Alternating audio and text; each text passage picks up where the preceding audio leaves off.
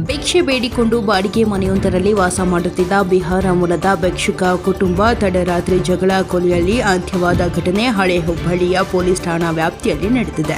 ಬಿಹಾರ ಮೂಲದ ವಿಶೇಷ ವಿಕಲಾಂಗ ಚೇತನ ಮಿತೇಶ ಮೃತ ವ್ಯಕ್ತಿ ಎಂದು ಗುರುತಿಸಲಾಗಿದೆ. ಇನ್ನು ಬಿಹಾರಿ ಮೂಲದ ರಾಜೇಶ್ ಕುಮಾರ್ ಅಲಿಯಾಸ್ ನಜೀರ್ ಖಾನ್ ಹತ್ಯೆ ಮಾಡಿದ ಆರೋಪಿ ಎಂದು ಹೇಳಲಾಗುತ್ತಿದೆ. ಇನ್ನು ಹತ್ಯೆಯಾದ ಚೇತನ, ಮಿತೇಶ ಹಾಗೂ ಕೊಲೆ ಆರೋಪಿ ಸೇರಿ ತಾಯಿ ಒಂದೇ ಮನೆಯಲ್ಲಿ ವಾಸ ಮಾಡುತ್ತಿದ್ದರು. ಭಿಕ್ಷೆ ಬೇಡಿಕೊಂಡು ಜೀವನ ನಡೆಸುತ್ತಿದ್ದರು. ಆದರೆ ಕಳೆದ ಭಾನುವಾರ ತಡರಾತ್ರಿ ಮನೆಯಲ್ಲಿ ಚಿಕ್ಕ ಗಲಾಟೆ ಆರಂಭವಾಗಿದೆ. ಈ ಗಲಾಟೆಯಲ್ಲಿ ಕೊಲೆ ಆರೋಪಿ ತಾಯಿಗೆ ಚೇತನ್ ಮಿತೇಶ ಬೈದಿದ್ದಾನಂತೆ.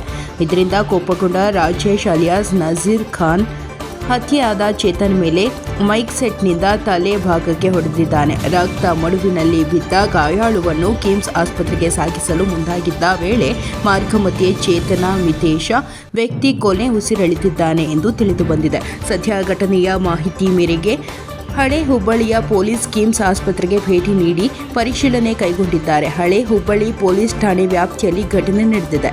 ವರದಿ ಸಂತೋಷ ಮೇದಾರ, ಹುಬ್ಬಳ್ಳಿ.